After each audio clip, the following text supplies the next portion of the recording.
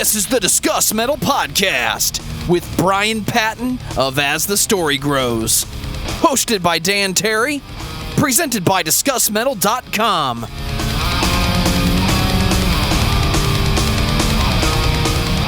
What's up, everybody? Welcome to another episode of the Discuss Metal Podcast. This week, I'm super excited to sit down with Bryan Patton of As the Story Grows. You guys may have heard my episode with Bryan, I guess whenever this posted, it'll have been a few weeks ago. And maybe you guys wanted to hear a little bit more Bryan on that. I certainly wanted to hear more about him. So we decided to do this, to have him on Discuss Metal to get his side of the story. So what are you doing tonight, Bryan? Just hanging out, man. I'm under curfew here in St. Louis. We went in on curfew at 9 o'clock. We've been on curfew since 6 in Philly, so. Oh my goodness. It's a lot of crazy stuff. Well, to jump into it, I'm going to just rehash a lot of your same questions back to you and kind of flip the script a little bit. But did I ask you questions? You asked me some questions. People kept saying, "Oh, he didn't ask you any questions." I was like, "He did ask me questions." One of them he cut off. Like it just went into to me talking. It was a smooth transition. It's a podcast thing. You wouldn't understand. So where did you grow up? Montgomery County, Maryland, just right outside Washington, D.C. So what was it like out there? Good, crazy. I am the oldest of 8 children. So, yeah, life was nuts. Well, what got you into music as heavily as you're into it now? Oh man. So I early on, when I was 7, 6, 7, 8, something like that. I was really into country music. We just had country music cassettes and them watching CMT all the time, big Garth Brooks fan and shit like that. And then it was to dive into cool music, and it's weird to say cool music, but the first Tooth and Nail record I ever heard was Supertones, Adventures of the OC Supertones, their debut in '96.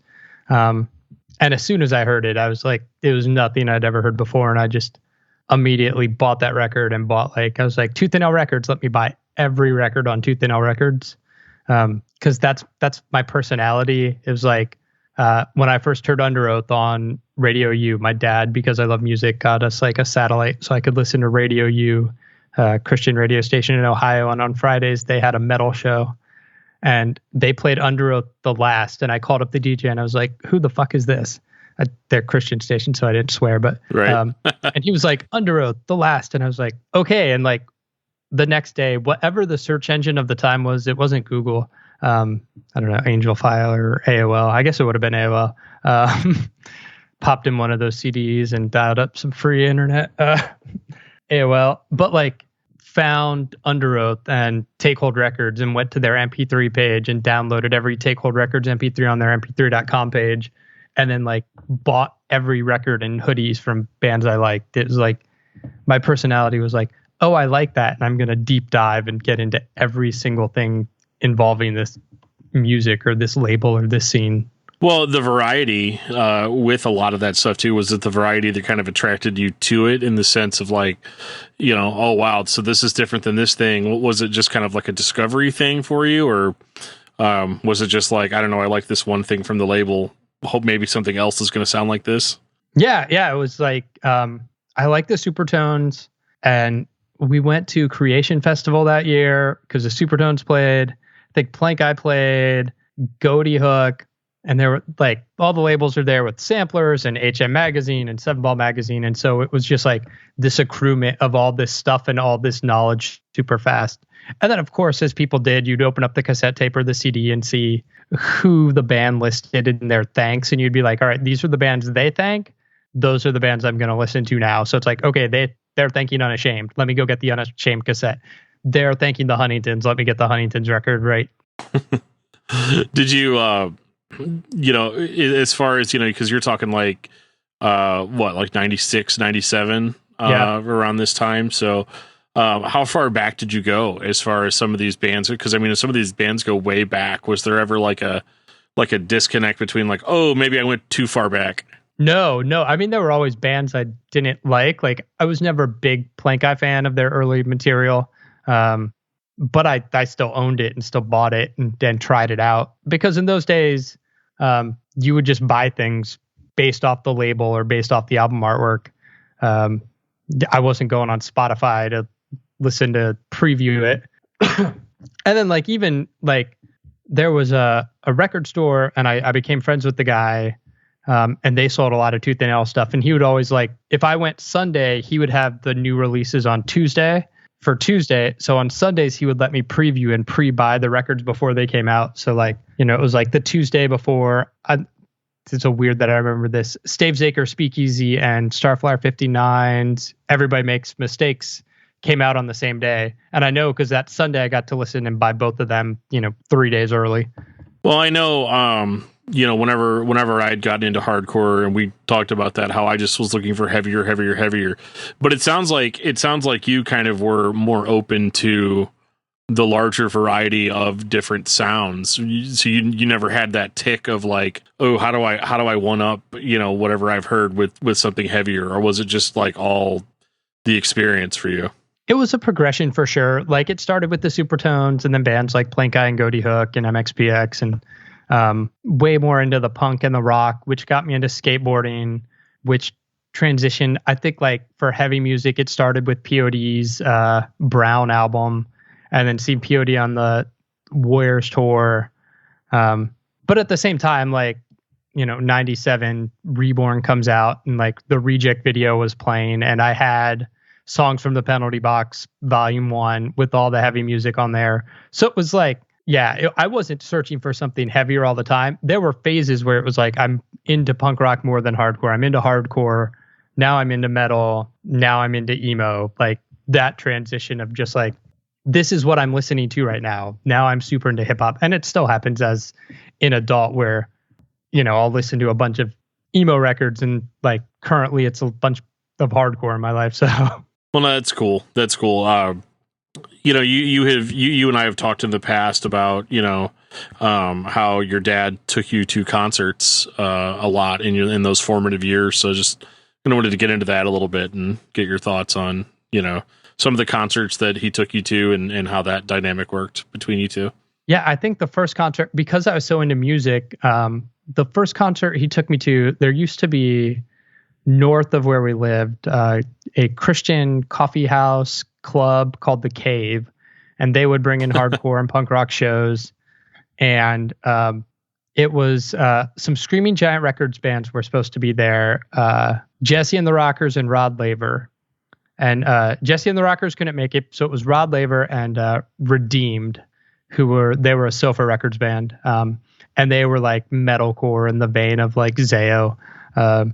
And I just remember seeing Redeemed, and my mom came with us to that show and just like having my mind blown and being like, holy shit, like this is so heavy and intense and this is happening like right in front of me. And it was awesome. But yeah, he would take me like, hey, Zao's playing the VFW hall. Let's go see Zao. And while all the opening bands were going on, he talked to Jesse Smith the whole time. POD Warriors tour, and he'd take friends to come along with us until I could drive, and then I would just drive myself. But yeah, from like the age of 13 until I turned 16, like my dad took me to shows like at least twice a week. Now, was he into those bands at all, or was he just strictly just doing it because you liked it? He got into some of those bands. He really liked POD. He really liked Blindside. I mean, he wasn't going around listening to Zao, but yeah, it was way more, this is what I was into. And, you know, it was a safe scene, but I mean, he took me to see No Innocent Victim and Agnostic Front play together. So I got to see Agnostic Front at 14 or 15. That's cool. Just because they play with No Innocent Victim at this Christian club. So it was awesome. That had to have been a very interesting dynamic. Oh yeah. It's a lot of fun. Yeah. It's so funny too, because a lot of the times you're like, yeah, no, actually the bands got along great and they love each other and you know, all this stuff. You know, and you have kind of a background. I know for a while you had worked with audiobooks and things like that. What got you into that field as far as you like I guess so to speak. I don't know. I don't think you recorded audiobooks, but what got you into kind of like the audio voice market, so to speak? Yeah, I did not voice audiobooks. Yeah, I went to after high school, kind of didn't know what I wanted to do. And so I went to tech school for recording because it was the most school option that had to do with music and bands. And like, in hindsight, looking back, I had a zine in high school, an online zine called Alive is Dead, inspired by Zayo. It was X Alive is Dead. I wasn't straight edge, but it was like stylized to cover music. And I did that zine, and I interviewed Ted Cookerly, who was on As the Story Grows recently. I did an interview with him for that zine. I did Ronnie Martin from Joy Electric, who I keep trying to get on As the Story Grows, but he won't email me back. Aaron Sprinkle, like a couple like pretty big name artists at the time, or relatively in the small pond that is Christian. I was going to say, those are some pretty big fish. Yeah. So like, yeah, I was doing that at 15 and 16. And in hindsight, somebody probably should have been like, you should be a journalist. You should pursue that and writing. But they didn't, and I was not sure what I wanted to do. So I went to tech school for recording, and the audiobook gig just kind of came up out of, it was a job that I could get at 19 that was relative in my field. That proved indispensable later in life with the skills I gained, because we went from recording just straight audiobooks into mega audio productions, including Snakes on a Plane, the audiobook. Oh, wow. Yeah. When they announced Snakes on a Plane, because we worked in audio and had all this audio equipment, we thought it would be funny to make an audio trailer that was fake for Snakes on a Plane. So we put together this trailer, and we were all like Samuel L. Jackson. We were the ones who came up with the phrase "motherfucking snakes on a motherfucking plane." That's awesome. And so like all this stuff we did, and we had a guy who did videos. He did like different celebrities. He would do impersonations. So he did a Snakes on a Plane audition video. and we got some mild internet buzz in the early days of going viral on the internet. Right. For this, and they ended up changing Snakes on a Plane to make it a rated R movie. And because we had this involvement, our boss just reached out to New Line Cinema and was like, hey, if there's a book version, we would do the audiobook version. And they let us. Nice. So we did the audiobook version, which was super cool. And then like we got to go to our own private screening of the film for work on a Friday, and it was awesome. That is really cool. And you, again, it's something I keep bringing up, stuff that only you and I have talked about, but right. Hopefully they can, the listeners can sift through some of that. But damn it. Right. Well, do you were in a band? You're a drummer. Yeah, I did a few stints in some small bands. Did a stint. I played drums in a little punk band called The Spent. Which just came something the guy who played guitar and sang would say. He'd be like, I'm spent. And then we needed a band name. And so we were The Spent. It was there you go. Terrible. But yeah, I mean, I mostly played guitar in a band called Life Interrupted. Okay. Which was post-hardcore. Those guys had been in a band called Bloodroot, something, I think, like that they were like super metal. But by the time I got there, it was more post-hardcore emo. I wanted to sound like Hope's Fall and rip off Hope's Fall riffs. There you go. Our drummer was really into metal and glam metal, and he just wanted to play metal. And we wrote some good songs. We were the most practiced band in America. We never played a lot of shows, which was disappointing. But yeah, I mean, I was in that band for probably a year and a half, and then once we started playing shows, I quit because I don't know. I wanted to be Dashboard Confessional, and I had all these solo songs I'd written, so I quit to go solo. There you go. Caraba style. Yeah. I mean, I loved Chris Caraba and Dashboard. It made sense. What got you into actually speaking, doing speaking gigs like on microphone? I assume As the Story Grows wasn't your first.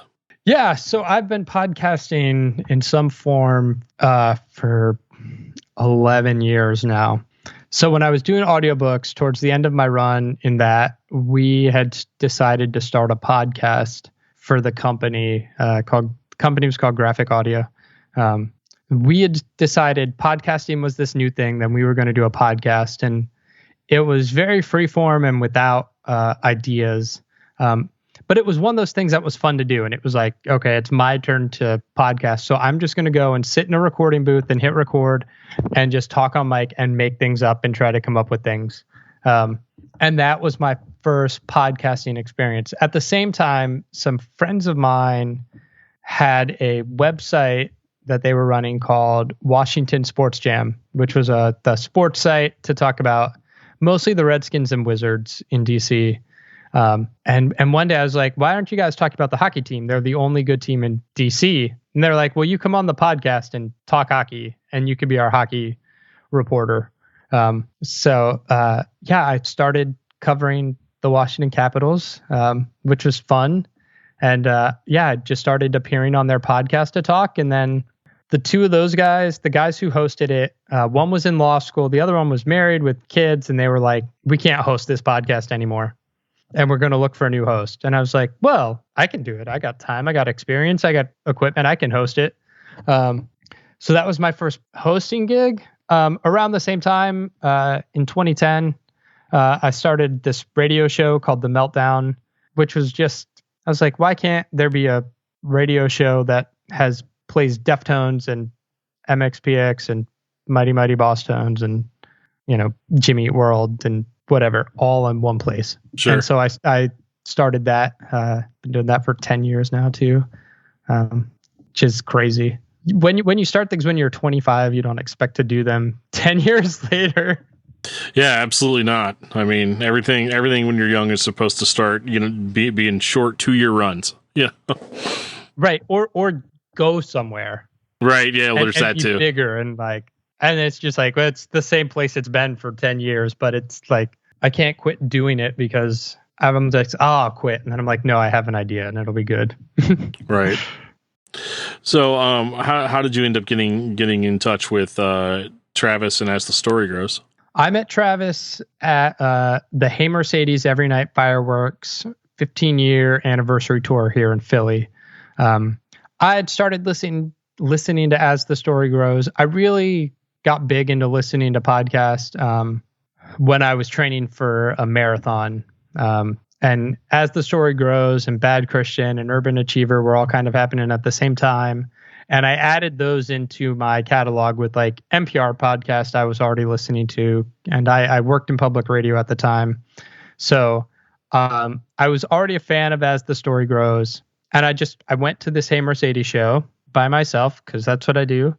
And I just noticed Travis at the merch table from his avatar on Twitter. And I walked up to him and he moved to like, let me go to the merch table. And I was like, no, you're Travis from As the Story Grows. And he was like, holy shit, you recognize me. Here's a bunch of stickers. Let me buy you a drink. Right. It sounds about right. As one does. Yeah. And this was right about the time that Steven had left the show and like publicly burnt down their Facebook page. And it was a thing. Oh, okay.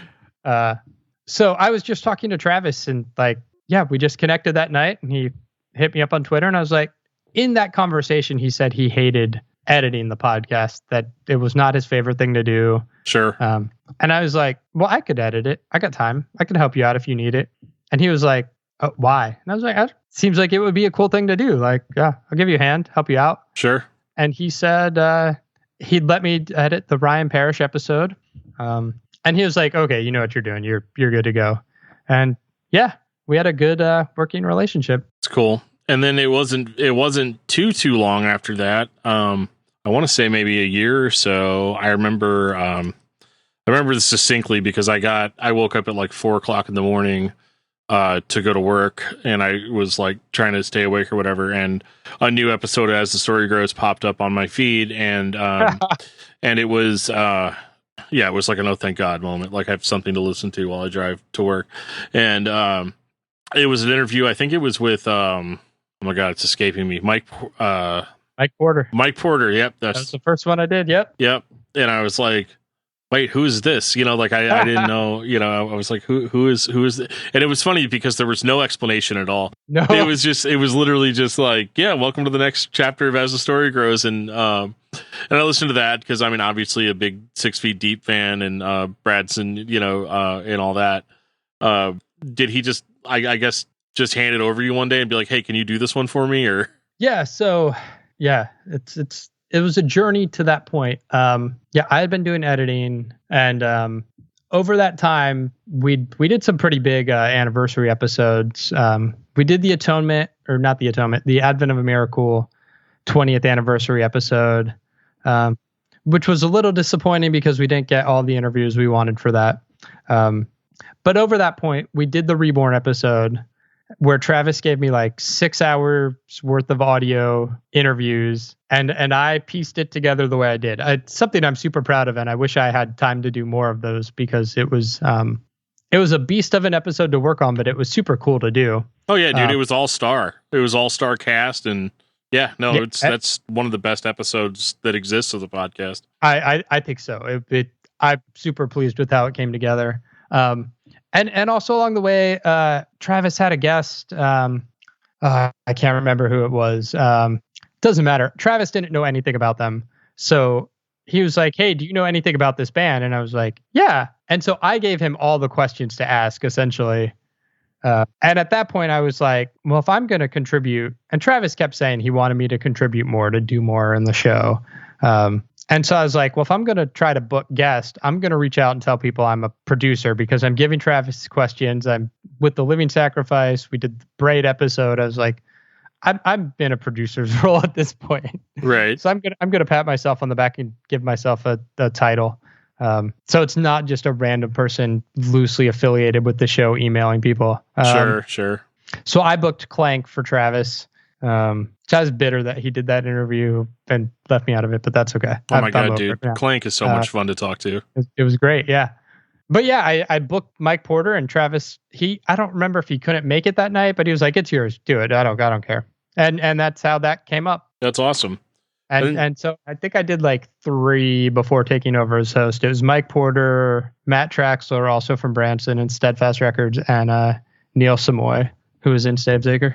So those were just kind of randoms that you had done. See, the way I interpreted it as a listener was like, oh, we're slowly transitioning, into another host, which I guess in a certain sense it worked that way. But so I guess just one day he was just like, yeah, I don't want to do it anymore. You know. Yeah. I mean, that's it. Yeah. I did those episodes kind of as one-offs. Either Travis couldn't make them or he didn't want to. He wasn't that interested in not that he wasn't interested in the guest, but it was like, he was just like, you do it, you take it. Right. And at some point he said like, it was a test to see if I could host, and who knows if that was actually the case or not, but sure. Yeah. One day he called me up and he said, hey, I'm done with this show. I don't want to do it anymore. I'm tired. Like all his list of reasons. I'd rather play music than just sit on a podcast and talk about music. He said, what I would do is I would do my final episode or not do a final episode and just walk away, burn it down, get rid of the social medias, get rid of the website, just be done. Like, boom, burn it down and walk away. He said, but you're a part of the show now. So you have the option to do it if you'd like. And if you want to take over and host the show and keep it going, you can. And I was like, of course I do. Right. Yeah. Because I was enjoying the editing process. And I knew like I had to grow into interviewing people, which is a process, trying to figure out the differences between me and Travis. But I enjoyed it. I enjoyed being part of the scene. And I mean, since I took over, it's been great and a joy, and we've had killer interviews. But yeah, he said, if you want it, it's yours. And, taking over a podcast with a name that you can sell to people is way easier than picking up and trying to start your own thing. So it works out. I mean, hosts change on shows all the time, on TV and radio. That's how life works. And so, I've been grateful to take over and be the host of the show. Yeah, and you've had some cool interviews too. Like, some of the ones that really stood out to me was like the Tim Mann. Yeah. It seemed like, and then you'd had, can't remember his name now, from Overcome. Jason Stinson. Jason Stinson, that's right. And basically, like, it seems like a lot of those interviews, those guys kind of popped in already having a story to tell, and you facilitated that for them perfectly, gave them an outlet. Yeah, we had a run there, and if I was smarter, and if the show was structured this way, I'm kind of glad it's not, but if I was smarter, I was like, you could do a season, right? The way podcasts have seasons. And I would just do like, this is As the Story Grows season, whatever. And we're doing Tim Mann and Jeff Chakai and Jason Stinson and Mick Cox. And we're just going to run through all the old school spirit-filled guys. And that'll be a season. And then whatever comes next. I'm glad the show doesn't work like this because it gives me the flexibility to just talk to whoever I want, whenever I want, and continually pump out content. As hard as that can be sometimes, I think it's better than being like, here's my 10 episode season, and wait 6 months for me to come back with another 10 episodes or something, right? Sure. I don't know. That break sounds kind of nice though, doesn't it? Like, well, I don't even know what a break is at this point. Speaking of that, podcasts can definitely take their toll. I know it doesn't, to the listener, it doesn't sound like maybe it's as much where it sounds like we're all just out having fun all the time, talking to awesome people and, doing what we do. What has been a struggle for you as far as this stuff goes, or maybe something that you wish was different about podcasting? Booking guests is a pain in the ass. You know that. Yeah, I do. People don't answer emails. People don't see emails. It's tough because As the Story Grows is basically, it feeds off nostalgia, right? Yeah.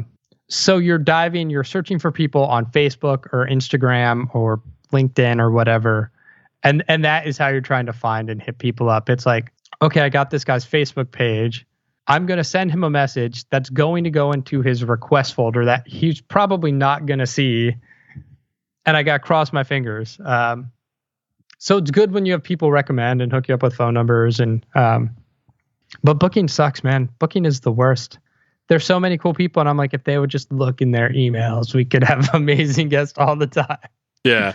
Well, they would do it, because sometimes people don't want to do it. I've had guests who people really want to hear their side of the story on, who've just said, no, thank you. I'm not interested. That's not my life anymore. I don't want to do it, which is fine.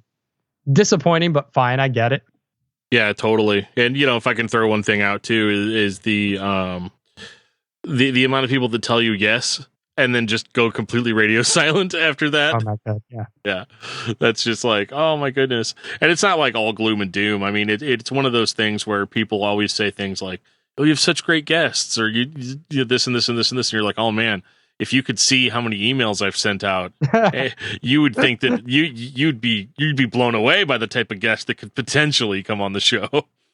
Yeah. I mean, the guest is like, for shows like these, the guests are so key. I feel like for discography discussion or discuss metal, maybe even brutally speaking, I'll admit I don't listen to that one as often. But I think like somebody asked me the difference between me and Travis as the Story Grows host. And I think in a dumb way to describe it, I said Travis wanted to be Jimmy Fallon. Yeah. And I want to be Terry Gross. Okay. It's Travis was a big personality, and like, not that the show was about him, but there was a whole lot more of Travis on As the Story Grows than there is me, because it's like people are not tuning in to listen to me. Maybe more people would listen if I had more personality on the show, but I'm like, people want to hear what Tim Mann has to say. Daniel Terry's going to come on and talk for an hour, and I don't have to say anything. Like, well, that's fine. Like, there's a story there to tell, and that's the purpose, is let other people tell the story and not interject with, oh, that one time I did whatever, right? Like, yeah, I mean, I can't speak to it. I'm very guilty of that, also, but what are some things that make it worth it? Like throughout the frustrations and the irritations of people not getting back, or maybe the amount of time that it takes away from your family to edit and promote and all of that. I mean, yeah, the benefits, like the relationship aspect is great. You and me connected because of this podcast. Like Neil Samoy, I talk to him often enough. He's one of the first guests. Matt Traxler from Steadfast Records. I talk to that dude all the time on Instagram. I got, because of this podcast, my little record label got to put out Ryan Parrish's The In Parallel record. So I got to work with like dude from Hopesville and put their album out on vinyl, like because of this podcast, like, and I had a relationship with her. It like that stuff is super cool. Like the friendships are the best part. And it's weird when I'm like, oh yeah, I'm just like texting and Facebook friends with these musicians who I listened to in my teenage years. It's a little weird, right? Because you're just like, you want to make sure not to be like, hey, you know, I listened to your albums for like thousands of hours, right? You know, because then it becomes it becomes creepy at some point, you know. I didn't know about the record label though. I didn't know that you put vinyl releases out. Maybe I should have known that. Maybe I should have done my homework. Yeah. I have I've not really done much with it in the last 2 years. But yeah, I started a small record label called Something Beautiful Records. And I've done the first release, like it started before I moved from Philadelphia from DC, I had started playing with this band called East Ghost. I'd recorded their first EP. They recorded with their second record they did with Mike. I don't remember his name, but he worked with Dashboard Confessional and Brand New. And so I was playing guitar live with them, and like we were in Philly and I was listening to their record all the time. And I was like, this record's so good and it would sound really good on vinyl. And so my wife was on board with me starting a record label to put this out on vinyl. And I did that. I've done a few cassette releases. I did a CD release for a post-rock band called Solinar, who was a friend of mine from Florida. And then In Parallel was the last record I did, vinyl release for Broken Codes. And yeah, it's just really cool to, you know, it's one of those things where it was not successful by any stretch of the imagination. Doesn't sound like that was the goal either, though. No, it was just to put out music and to have fun. And it was like something I wanted to do as like, you know, some people love music and want to be musicians and play in bands. And like, I enjoy playing music and being in bands was fun, but like, you know, putting out records is just as fun. Recording records is just as fun for me. Doing podcast and talking to artists is just as fun for me as playing. So to be able to put something out and say, hey, look what I did, like that's super cool. Yeah, absolutely. And I agree with you there. I actually have found that I enjoy doing podcasting more than probably some of the other stuff that I did, you know, previously. It's just, there's just kind of I wouldn't say it's a rush, but it's definitely, I don't know. It's a very unique feeling that I think almost that you can't get anywhere else. Yeah. But you know, to make it a little cheesy, dream guest who, if you didn't have to go through all the red tape to get a guest, who would be the first person that you would go and get? Jason Martin from Starflyer 59. I mean, every time they put out a record, I ask, yeah. And I mean, Jeff Clabb was like, he's basically said as soon as he's open to do an interview like that, you're the first person I'll call. Nice. So that's cool. Yeah. Or Ian MacKaye. I mean, I love Fugazi and yeah, I'd love to talk to Ian MacKaye. All right. So you got into Tooth and Nail Records when you were younger, just like the rest of us. What are your favorite Tooth and Nail releases? Doesn't have to be classic Tooth and Nail. It can be anything. I'm not even going to put a number on it because I hate top threes and top fives and stuff like that.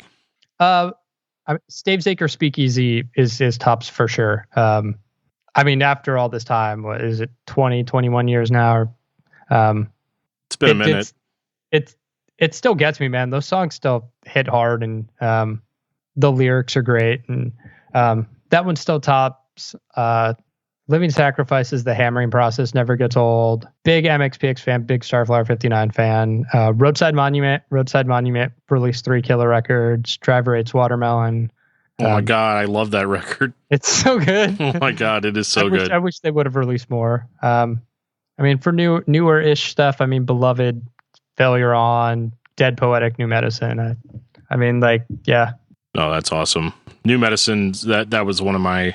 It's so weird, too. That record came out, and I remember loving it, but then feeling like it absolutely got crushed by Under Oath when they released Chasing Safety. Like, it just seemed like nobody talked about Dead Poetic anymore after that record came out. Yeah, and at that point, like, I was over Under Oath, so like I didn't care.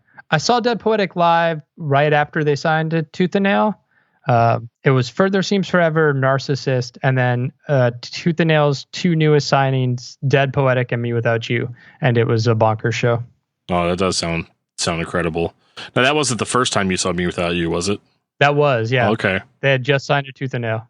Okay, I remember you telling us about that, and it was on Discography Discussion when we did Me Without You. Yeah, you were like, I have no idea what to expect going into this band.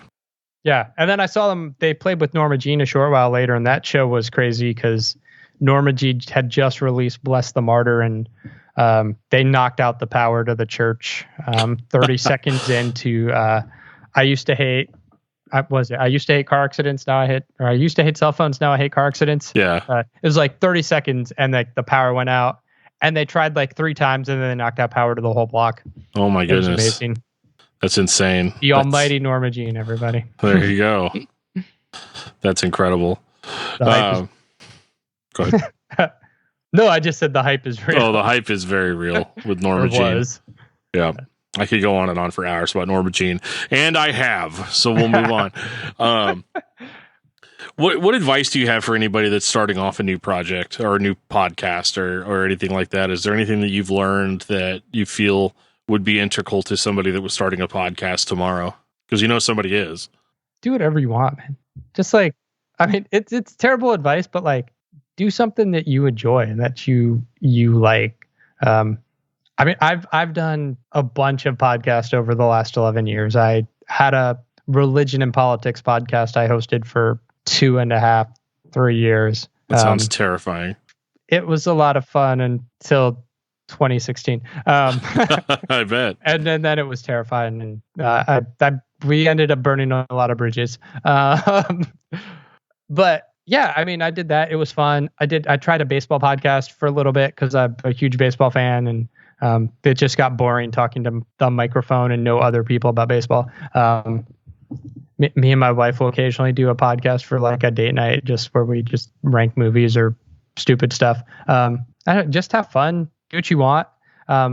People like, the great thing about how connected we are on social media is you like, sometimes I said it sucks trying to get a hold of people on social media. It absolutely does. But like, people are there and willing to talk to you, and like, you got to do what you love. You got to be passionate about it. Like, if I didn't care about music so much, I wouldn't do this. I mean, it helps. I could talk to new artists. I could talk to old artists. It doesn't matter. Like, if the music is good, I'm in on it. Very cool. Yeah. It's definitely hard to start something and not just want to immediately make it great, or immediately make it, I think that is good advice. Just do what you want instead of making a bunch of rules for yourself. Yeah. I mean, it takes time. Like, I still feel like a poser sometimes. Like, why am I doing this? I can't interview. I'm not good. And but early on when I took over, when I interviewed Mike Porter, I was like, oh, this interview is shit. And like, that's, and I've had some other ones where I'm like, that was just not good. But I kind of learned not to care. We've had some shorter As the Story Grows lately. And instead of being like, oh man, that's a bummer, that was only a 20-minute, 23-minute conversation. It's like, well, it was a really good 20-minute conversation. So let's let that stand on its own. Not every episode has to be an hour and a half of somebody wrenching their soul. Like, yeah, like, it's a good half-hour episode. It's a good 20-minute episode. Like, go with it. Not everybody has a big story to tell. Newer artists don't have long history to talk about. Like, do what you do well. And like, yeah, if I had to have every podcast be an hour, I'd have nothing to share with the world. Yeah, I hear that. Not everybody's long-winded either. Some people just say what they mean quickly and concisely. I'm not one of those people, but and sometimes as a podcast listener, I appreciate when I get an episode and it's shorter and I'm like, okay, yes, this one's not so long. Awesome. I agree. It's really good for commutes. I assume most people listen to podcasts when they're driving or, running a marathon. We can't all be marathon runners. But hey, that Mike Porter one kept me awake for an hour drive to work. So, I mean, wasn't that bad? It wasn't that bad. No, it was good. Yeah. But Bryan, thank you so much, man. I really wanted to, I really just kind of wanted to pick your brain on some things. And, And I think this was fun, and people, anybody that complains that they didn't hear enough of you on my episode, now they're going to hear a bunch of you on your episode. We got that for the history books, the podcasting chronicles or whatever. So Perfect. very cool. Well, you take care of yourself, and we will probably catch you sooner or later on an episode of Discography Discussion. It happens fairly frequently, so I'm sure we will.